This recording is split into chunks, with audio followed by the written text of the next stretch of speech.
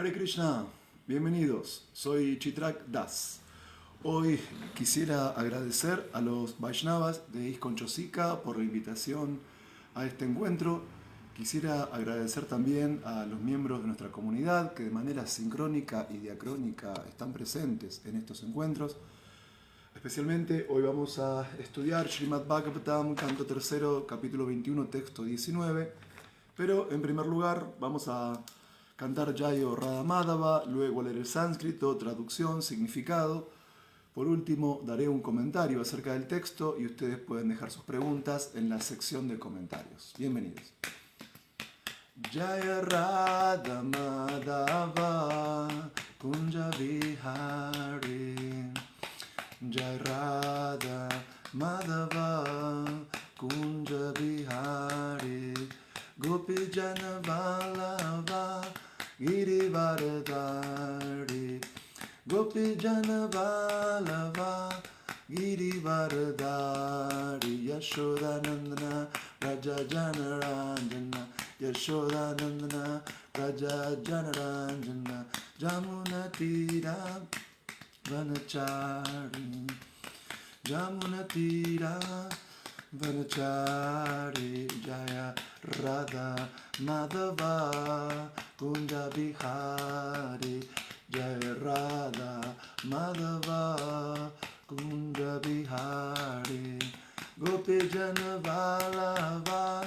Girivardhari Gopi Jana Vallabha Girivardhari Yashodanandana Raja Janaranjana Yashodanandana Raja Janaranjana Jamuna Tira Vanachari Jamuna Tira Vanachari Jaya Radha Madhava Kunja Vihari Jaya Radha Madhava Kunja Vihari Gopi Jana Vallabha Girivardhari Gopi Jana Vallabha Girivardhari Yashodanandana Raja Janaranjana Yashodanandana Raja Janaranjana Jamuna Tira Vanachari Jamuna Tira Vanachari Jaya Radha Madhava Kunja Vihari Jaya Radha Madhava Kunja Vihari Gopi Jana Vallabha Girivardhari Gopi Jana Vallabha Girivardhari Yashodanandana Raja Janaranjana Yashodanandana Raja Janaranjana Jamuna Tira Vanachari Jamuna Tira Vanachari Jaya Radha Madhava Kunja Vihari Jaya Radha Madhava Kunja Vihari Gopi Jana Vallabha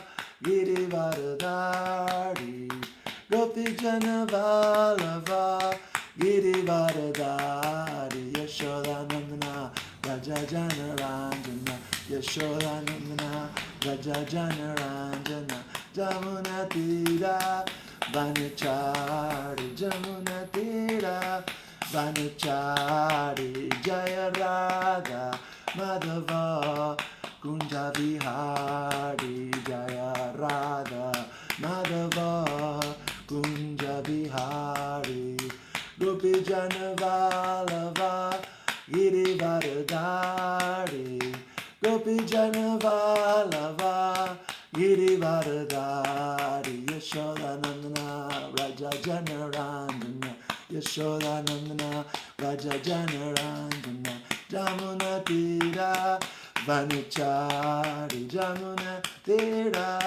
Vanachari Jaya Radha Madhava Kunja Vihari Jaya Radha Madhava Kunja Vihari Gopi Jana Vallabha Girivaradari Gopijana Vallabha Girivaradari Yashodanandana Raja Janaranjana Yashodanandana Raja Janaranjana Jamuna Tira Vanachari Jamuna Tira Vanachari Jaya Radha Madhava Kunja Bihari Jaya Radha Madhava Kunja Bihari.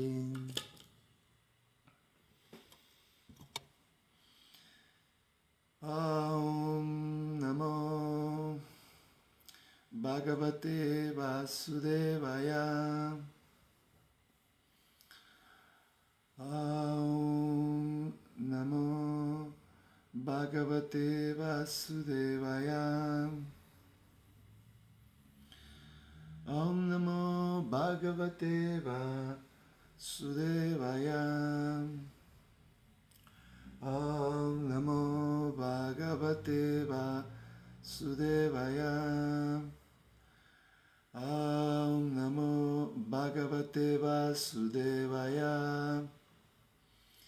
Om Namo Bhagavate Vasudevaya. Pasyati ayam dishanaya nanu sapta vavridi sarirake dhamma sariri apara swadehe yad srishtashyam tad aham purusham puranam pasye bahirhridi cha chaityam iva pratitam.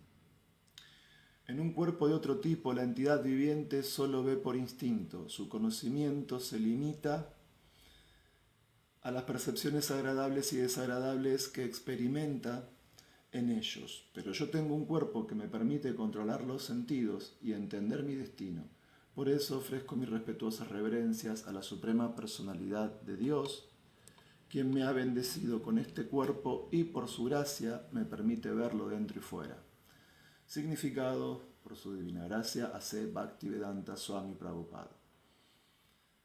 En cierto modo, el proceso de evolución por diversas clases de cuerpos es como el crecimiento de una flor que pasa por varias etapas. En una primera etapa es un brote, luego comienza a florecer hasta que alcanza su etapa de esplendor, su plenitud de aroma y belleza. En la evolución gradual hay 8.400.000 especies de cuerpos y existe un proceso sistemático desde la especie más baja hasta la más elevada, debido a que ofrece una conciencia con la que escapar de las garras del nacimiento y la muerte. La forma humana de vida se considera la más elevada. En el vientre de su madre, el niño afortunado comprende que su posición es superior y por ello se distingue de otros cuerpos. Los animales de cuerpo inferior al ser humano solo son conscientes de lo que atañe a la aflicción o felicidad de sus cuerpos. Su pensamiento no puede ir más allá de las necesidades vitales del cuerpo: comer, dormir, aparearse y defenderse. Pero por la gracia de Dios, en la forma humana de vida, la conciencia está tan evolucionada que el hombre puede apreciar lo excepcional de su posición y con ello llegar a comprender al Señor Supremo y a su propio ser. Las palabras Dhamma Sariri significa que el cuerpo que tenemos nos permite controlar los sentidos y la mente. La vida materialista es complicada porque la mente y los sentidos están descontrolados. Debemos estar agradecidos a la Suprema Personalidad de Dios por habernos dado este valioso cuerpo humano y debemos utilizarlo apropiadamente. La diferencia entre el animal y el hombre es que el animal no puede controlarse y no tiene sentido de la decencia, mientras que el ser humano tiene sentido de la decencia y puede controlarse. El ser humano que no manifiesta esa capacidad de controlarse no es mejor que un animal. Mediante el control de los sentidos, mediante el proceso regulativo del yoga, podemos entender la posición de nuestro propio yo, de la superalma, del mundo y de su interrelación. Todo es posible mediante el control de los sentidos. De lo contrario, no somos mejores que los animales. Aquí se explica la verdadera autorrealización que pasa por el control de los sentidos. Debemos tratar de ver a la Suprema Personalidad de Dios y nuestro propio ser. Pensar en el Supremo y nosotros, pensar que el Supremo y nosotros somos lo mismo no es autorrealización. Aquí se explica claramente que el Señor Supremo es Anadi o Purana y que no tiene ninguna otra causa. La entidad viviente ha nacido como parte integral del Dios Supremo, lo cual se confirma en el Brahma Samhita, Anadir Adir Govinda. Govinda, la persona suprema, no tiene causa, es innaciente, pero la entidad viviente nace. Como se afirma en el Bhagavad Gita, Mamai Vamsa, tanto la entidad viviente como el Señor Supremo son innacientes, pero debe entenderse que la causa suprema de la parte integral es la suprema personalidad de Dios. La Brahma Samhita dice, por lo tanto, que todo ha venido de la suprema personalidad de Dios. Sarva Karana Karanam. Esto lo confirma también el Vedanta Sutra, Janmadi Asya Yataha. La verdad absoluta es la fuente original del nacimiento de todos. Krishna dice también en el Bhagavad Gita, Aham Sarvasya Prabhava. Yo soy la fuente del nacimiento de todo, incluyendo a Brahma, a Shiva y a las entidades vivientes. Eso es autorrealización. Debemos saber que estamos bajo el control del Señor Supremo y no pensar que somos completamente independientes. Si así fuese, ¿por qué vamos a estar sujetos a la vida condicionada? Pasyati ayam disha nayananu saptava bridi sarirake dama sariria para swadehe yad shrishta yasam tadaham purusham puranam pasyeva hirhiridi chachaityam iva pratitam. En cuerpos de otro tipo, la entidad viviente solo ve por instinto. Su conocimiento se limita a las percepciones agradables y desagradables que experimenta en ellos. Pero yo tengo un cuerpo que me permite controlar los sentidos y entender mi destino. Por eso le ofrezco mis respetuosas reverencias a la Suprema Personalidad de Dios, quien me ha bendecido con este cuerpo y por su gracia me permite ver dentro y fuera.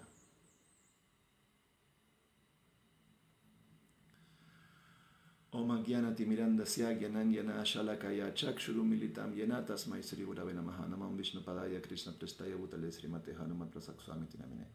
Jai Sri Krishna Chaitanya Prabhu Nityananda Shri Advaita Gadadara Shri Vasadi Gaura Bhakta Vrindam. Hare Krishna Krishna Krishna Hare Hare Hare Ram Ram Ram Hare Hare.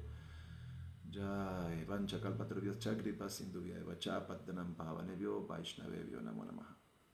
Bueno, muy bien, Hare Krishna, bienvenidos nuevamente. Quiero agradecer a los Vaishnavas de ISKCON Chosika por la invitación al encuentro de hoy. Quiero agradecer también a los miembros de nuestra comunidad que están presentes de manera diacrónica y también de manera sincrónica. Yo soy Chitrak Das y hoy en particular vamos a analizar el Srimad Bhagavatam, canto 3, capítulo 31, texto 19. Tanto el shloka en sánscrito como la traducción y el significado tienen un conocimiento filosófico que es realmente muy profundo porque de alguna manera nos permite analizar el estudio acerca del ser y nos permite comprender filosóficamente las características entre diferentes tipos de seres. Específicamente, cuando leemos el Padma Purana, se afirma que existen 8.400.000 especies de vida. Específicamente hablando, 900.000 formas de vida son seres acuáticos, 2 millones de formas de vida son plantas y árboles, 1.100.000 formas de vida son insectos y reptiles, 1 millón de formas de vida son aves, 3 millones de formas de vida son animales terrestres y 400.000 formas de vida son específicamente seres humanos.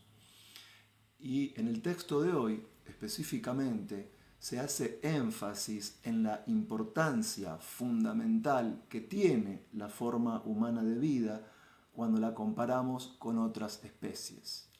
Entonces, aunque existen diferentes cuerpos materiales y diferentes especies de vida en las que puede residir el alma espiritual, aún así la forma humana de vida es, filosóficamente hablando, la más importante de todas.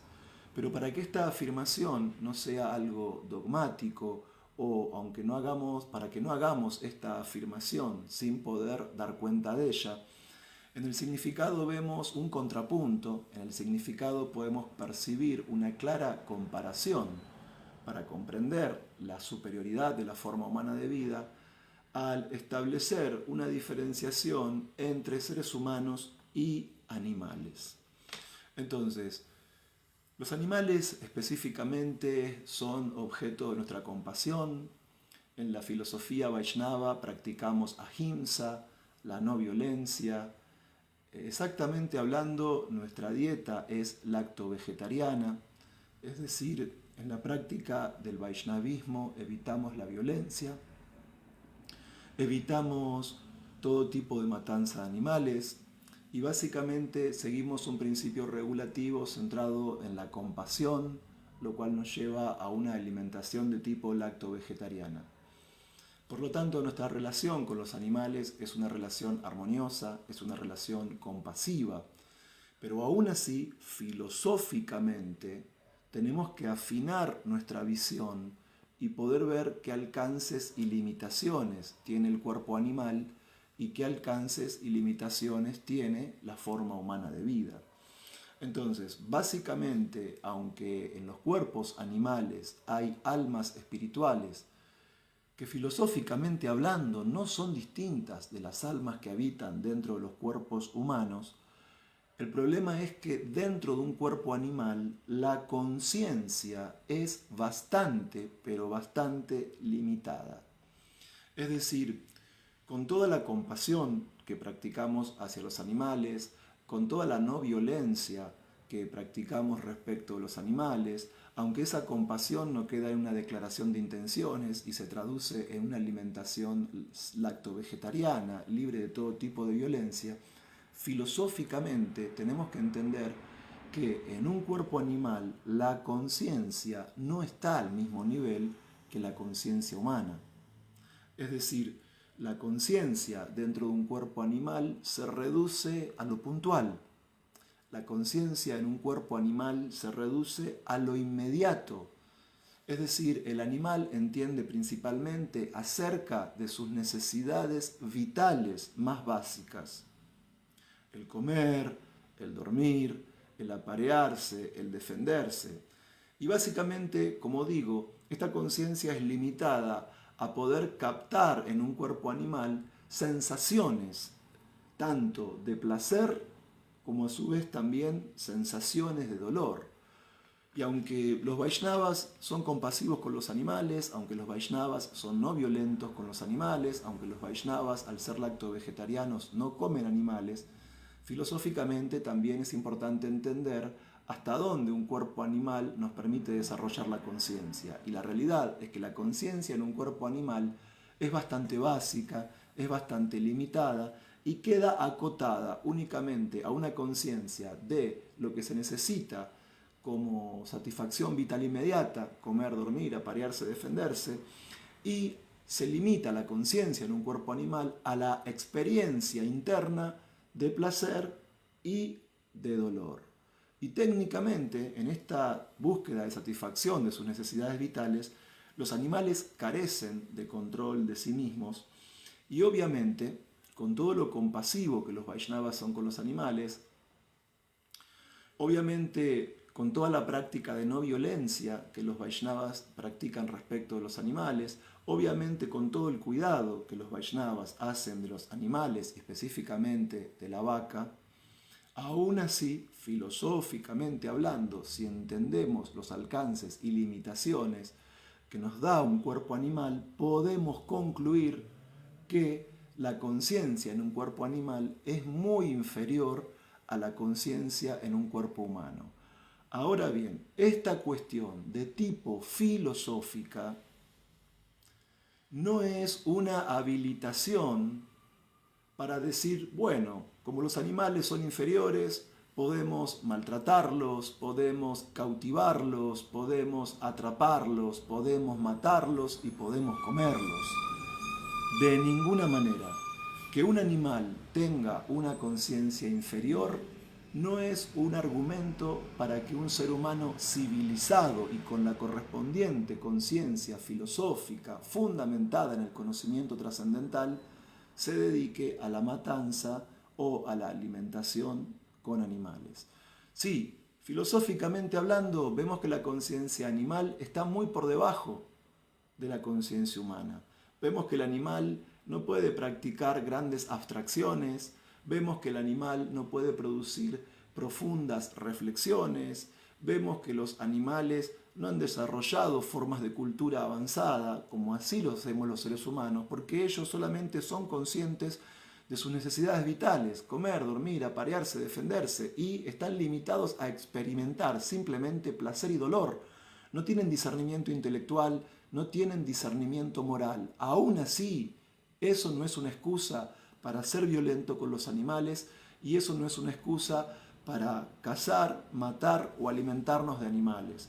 Como la conciencia del animal es inferior, entonces es un deber para aquellas almas que están en una forma humana de vida dar cuidado y dar protección a los animales y nunca maltratarlos, ni matarlos, ni alimentarnos de ellos. Es decir, la conciencia animal es inferior respecto de la conciencia humana, aún así debemos cuidar de los animales y ser no violentos y ser compasivos. Ahora bien, si nosotros seguimos analizando esta cuestión desde la mirada del significado de hoy del Srimad Bhagavatam, canto 3, capítulo 31, texto 19, podemos ver que aunque existen 8.400.000 especies de vida, y aunque las formas de vida animal tienen una conciencia muy inferior, es algo muy difícil en el proceso evolutivo que va de cuerpo en cuerpo llegar a una forma humana de vida. Como vimos, hay muchos más millones de formas de vida de animales terrestres, hay muchos más millones de aves, hay muchos más millones de insectos y reptiles, hay muchos más millones de plantas y árboles que de seres humanos. Por lo tanto, que el alma espiritual pueda llegar a un cuerpo humano es realmente algo bastante complejo, es algo bastante difícil y no es algo totalmente corriente. Es un gran privilegio para un alma espiritual poder habitar dentro de una forma humana de vida. Y técnicamente el cuerpo humano es lo que nos da la capacidad para elevar nuestra conciencia. Es decir, mientras que el animal es solamente consciente de su cuerpo y es consciente de los placeres y dolores de su cuerpo, el ser humano, habiendo adquirido conocimiento trascendental del maestro espiritual, puede trascender esa conciencia corporal, esa conciencia sensorial, esa conciencia mental, esa conciencia intelectual y esa conciencia del ego influido por la ilusión. Y en la forma humana de vida específicamente podemos elevar nuestra conciencia captando nuestro yo profundo, captando nuestra identidad real, comprendiendo que no somos el cuerpo, sino almas espirituales y partes eternas de Krishna. Entonces, esta forma humana de vida que es tan difícil de alcanzar y que se logra luego de evolucionar por diferentes tipos de plantas y árboles, insectos, animales terrestres, acuáticos, animales voladores, es decir, luego de un gran periplo, es que el alma espiritual puede llegar a esta forma humana de vida y luego de un gran periplo es que el alma espiritual en el cuerpo humano puede elevar la conciencia trascendiendo la identidad con el cuerpo e identificándose con el ser, con el alma, con lo que somos eternamente. Entonces, una vez que uno comprende el sentido trascendental de su identidad, gradualmente también comprende que las actividades materiales que ejecutan los animales, el comer, dormir, aparearnos y defendernos, no son de ninguna manera la meta de la vida, no son el objetivo central de la existencia. Si uno viviese exclusivamente para eso, su conciencia estaría limitada al nivel de una simple conciencia animal. Es decir, uno estaría limitado a la búsqueda del placer y a evitar el dolor en el plano material. Pero cuando uno, a través del maestro espiritual, recibe el conocimiento védico, cuando uno se eleva al plano del conocimiento trascendental y entiende que no es el cuerpo material, sino un alma espiritual, gradualmente las actividades materiales comienzan a disminuir, porque uno entiende que no son la meta de la vida. Uno no pone toda su conciencia y toda su energía en las actividades materiales, porque entiende que las actividades materiales son de un orden inferior. Las actividades materiales no despiertan el ser. Las actividades materiales no pueden satisfacer nuestros anhelos más profundos. Y bajo la premisa que nos da el conocimiento trascendental de que somos almas espirituales, una persona de conciencia avanzada, un ser humano que ha elevado su conciencia y comprende su propio ser, controla la mente y los sentidos. Y este punto es muy importante. Los animales solo buscan placer y evitan el dolor, pero el ser humano, con una identidad más elevada y con una conciencia más elevada, comprende que esta forma humana de vida tiene una responsabilidad más elevada y esta forma humana de vida tiene metas más elevadas.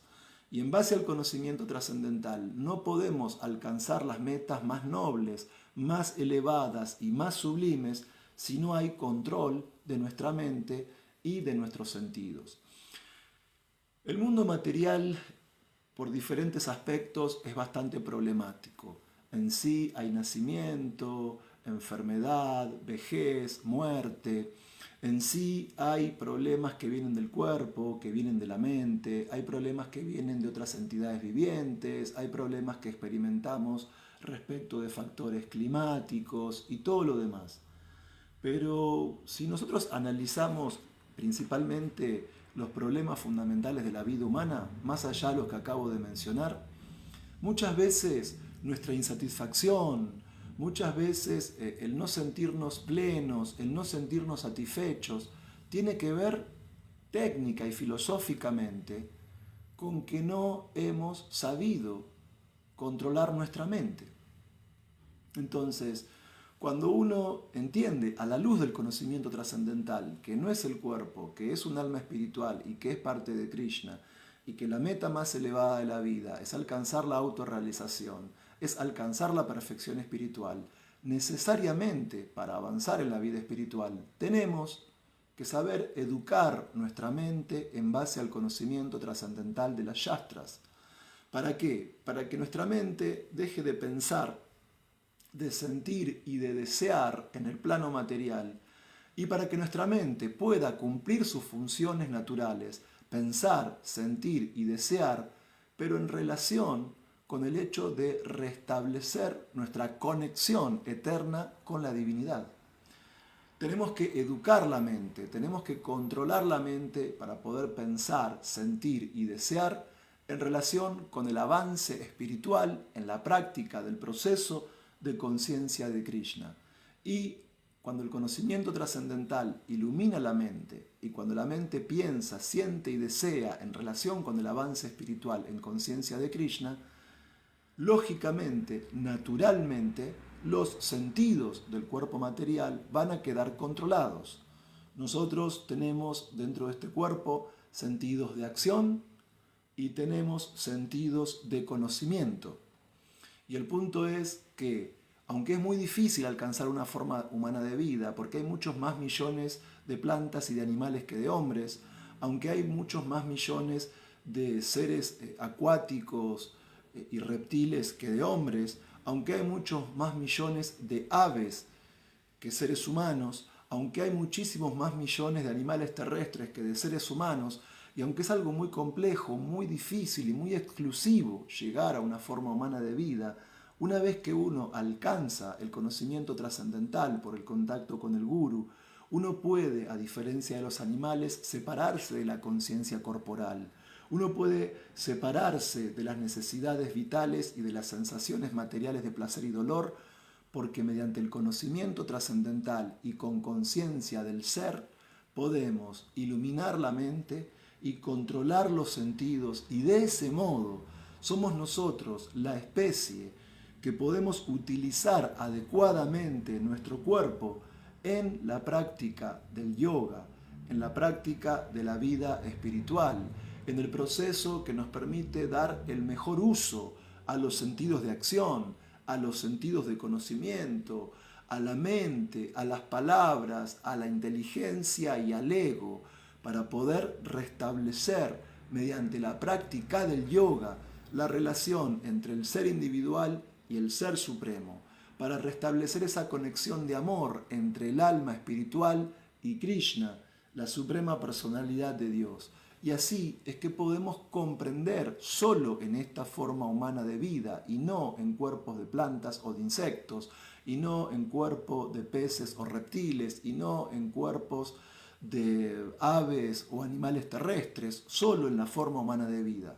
Podemos comprender con una clara visión filosófica que no somos el cuerpo material, que somos almas espirituales, que somos partes eternas de Krishna, que Krishna es el Ser Supremo, que Krishna es la suprema personalidad de Dios, y a través del control de la mente y a través del control de los sentidos, en la práctica del Bhakti Yoga, es que podemos revivir nuestra relación eterna y amorosa con Krishna, que es lo que le permite al alma encontrar esa felicidad interna que siempre está deseando, encontrar ese placer en el plano trascendental, encontrar esa bienaventuranza que es ilimitada y que siempre está en crecimiento. Ahora bien, en el significado de hoy hemos visto cómo se establece un contrapunto entre conciencia animal y conciencia humana. Pero también en el significado de hoy es muy importante el análisis de tipo ontológico para poder comprender de manera filosófica la diferencia entre el alma individual y la suprema personalidad de Dios. Entonces, en los cuerpos de las plantas y los insectos, en los cuerpos de los peces y los reptiles, en los cuerpos de las aves y los mamíferos, en los cuerpos humanos hay almas espirituales. No es que solo el cuerpo humano posee alma y el resto no. De ninguna manera. Dentro del mundo material hay 8.400.000 especies de vida según el Padma Purana. Y en cada cuerpo, sea de un insecto, de una planta, de un reptil o de un pez, de un ave o de un ser o animal terrestre o de un ser humano, en cada cuerpo hay un alma espiritual que le da conciencia a dicho cuerpo. Ahora bien, esas almas espirituales, filosóficamente hablando, son almas individuales, son almas divinas, espirituales y también eternas. Es decir, para el alma no hay comienzo y para el alma no hay un final, porque al ser divina, al ser espiritual, el alma es eterna y por lo tanto el alma es indestructible. Según el Bhagavad Gita, el fuego no puede quemar al alma, el agua no puede mojar al alma, el viento no puede marchitar al alma y ningún arma puede destruir al alma, porque es divina, porque es espiritual y porque es eterna. Filosóficamente hablando, en cuanto a su posición ontológica, el alma es parte eterna de Krishna y el alma es uno y diferente de Krishna simultáneamente. Si nosotros pensamos esta cuestión desde el conocimiento filosófico de las Shastras, también se afirma que el alma es energía marginal de Krishna. Es decir, Krishna, con su potencia interna o con su energía interna, manifiesta el mundo espiritual. Krishna, con su energía externa, manifiesta el mundo material. Y nosotras, las almas, podemos estar bajo el control de la naturaleza divina, superior y espiritual o bajo el control de la energía inferior y material. Porque como energía marginal o podemos encontrarnos, según los términos del capítulo 15 del Bhagavad Gita, dentro de los seres falibles del mundo material o podemos encontrarnos dentro de los seres infalibles del mundo espiritual. ¿Por qué? Porque aunque el alma es uno y diferente de Krishna, al ser energía marginal de Krishna, el alma espiritual puede caer bajo el dominio de Maya. El alma espiritual puede quedar condicionada por la naturaleza material. Ahora bien, en una forma humana de vida y con una conciencia elevada, habiendo recibido conocimiento de Guru, Sadhu y Shastra, entendiendo que no somos el cuerpo material, sino almas espirituales, comprendiendo que somos partes eternas de Krishna y que Krishna es el Brahman supremo, la suprema personalidad de Dios y el origen de los mundos materiales y espirituales. Y a la luz del conocimiento trascendental, controlamos la mente y controlamos los sentidos en la práctica del Bhakti Yoga.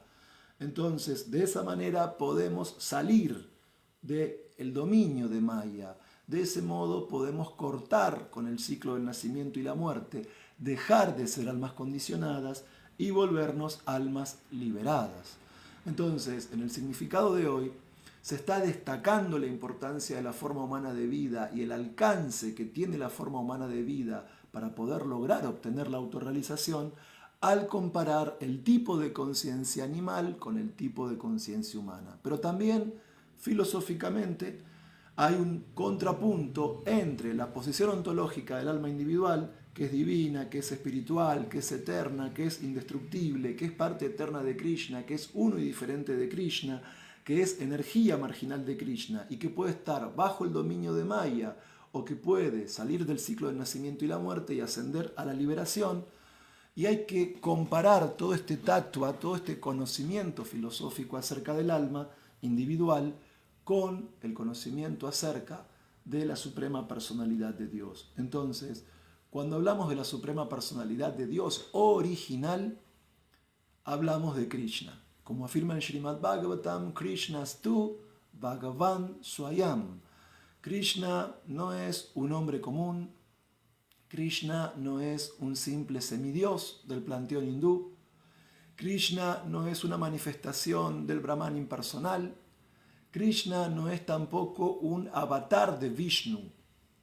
Krishna es la suprema personalidad de Dios original, es el aspecto personal de la suprema verdad absoluta. Y en el Bhagavad Gita, Krishna afirma que Él es la fuente de los mundos materiales y espirituales. Por lo tanto, Krishna es la causa de todas las causas y de todo lo que existe. Y como se afirma también en el Bhagavad Gita, Krishna, como Brahman supremo, como suprema personalidad de Dios, como origen de los mundos materiales y espirituales, es el supremo disfrutador, el supremo controlador y es el amigo de todos. Y a diferencia de las almas individuales que podemos quedar bajo el control de la energía ilusoria, Krishna, al ser eterno, pleno en conocimiento y bienaventuranza, Él es absoluto, Él es trascendental y por lo tanto Krishna nunca, jamás puede quedar bajo el dominio de la energía ilusoria. Krishna nunca, jamás puede quedar condicionado por la ignorancia, la pasión y la bondad, que son las modalidades que en conjunto componen la naturaleza material. Porque Krishna, al ser espiritual, al ser absoluto, Krishna es infalible. Krishna nunca cae bajo el dominio de Maya. Y esa es una de las grandes diferencias filosóficas y ontológicas entre el Ser Supremo y el alma individual.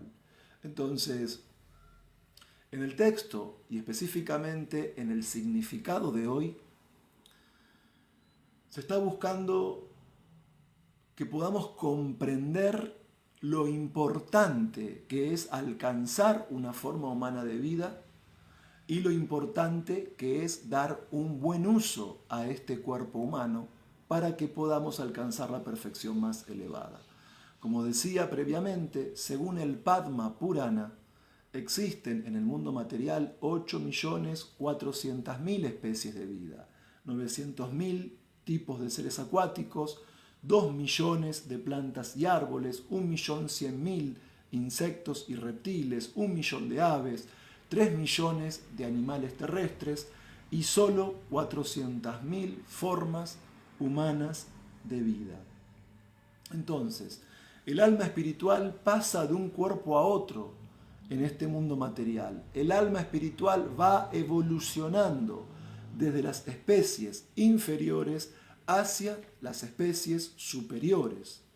Ahora bien, en las formas de vida inferiores, como vimos en el significado de hoy, la conciencia es muy limitada. Los animales solo son conscientes de sus funciones vitales básicas: comer, dormir, aparearse y defenderse, experimentar placer, evitar el dolor. Es decir, la conciencia en el cuerpo animal es muy básica y no permite un desarrollo más avanzado. El nacimiento humano, como podemos ver, matemáticamente hablando, es muy difícil de alcanzar. existen muchos más seres acuáticos, muchas más plantas y árboles, muchos más insectos y reptiles, muchas más aves y animales terrestres. Existen mucho más de todos esos seres que de seres humanos. Entonces, el cuerpo humano se logra luego de una evolución gradual, desde formas inferiores de vida hacia las formas superiores, y es muy, pero muy difícil de conseguir y de alcanzar esta forma humana de vida. Y todavía es más difícil, habiendo alcanzado esta forma humana de vida, darle el uso correcto a este cuerpo. Pero si nosotros, en esta forma humana de vida, recibimos iniciación de un maestro espiritual que forme parte de la línea de sucesión discipular Vaishnava, y si del maestro espiritual recibimos conocimiento trascendental, entonces le damos el mejor uso a esta forma humana de vida, porque elevamos nuestra conciencia, porque elevamos nuestras acciones. Es decir, cuando a través del maestro espiritual y la sucesión discipular, aquel que está en la forma humana de vida adquiere conocimiento trascendental, trasciende la conciencia corporal y se eleva a la conciencia trascendental, porque entendemos que no somos el cuerpo material, sino que somos almas espirituales y somos partes eternas de Krishna, y la meta de nuestra vida es la autorrealización. Entonces, adquiriendo este conocimiento trascendental de la fuente correcta, es que podemos controlar en esta forma humana de vida nuestra mente, podemos controlar en esta forma humana de vida nuestros sentidos y podemos, mediante la práctica del yoga, perfeccionar esta existencia. Y podemos, a través específicamente de la práctica del Bhakti Yoga, cortar el ciclo del nacimiento y la muerte. Podemos liberarnos del ciclo del samsara y restablecer nuestra relación eterna y amorosa con Krishna, lo cual es nuestra perfección más elevada.